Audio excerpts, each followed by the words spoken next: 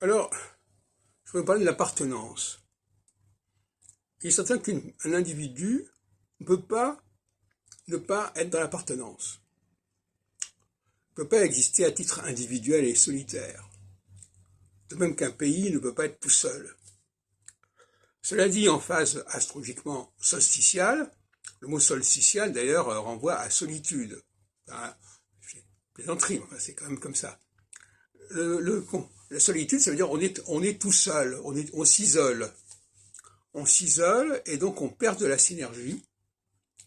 Par exemple, en 70, c'est pas vérifié, mais enfin, il y a des moments où la France n'a pas su être entourée, n'a pas su avoir les bonnes alliances, et s'est retrouvée toute seule devant l'adversaire, par exemple.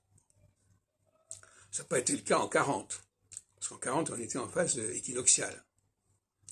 Et donc, il y avait le jeu des alliances. Évidemment, le jeu des alliances, ça peut aussi être un problème, parce que ça crée une sorte d'engrenage à une échelle très large. Mais ça s'oppose à la notion de solitude, qu'on est tout seul face à...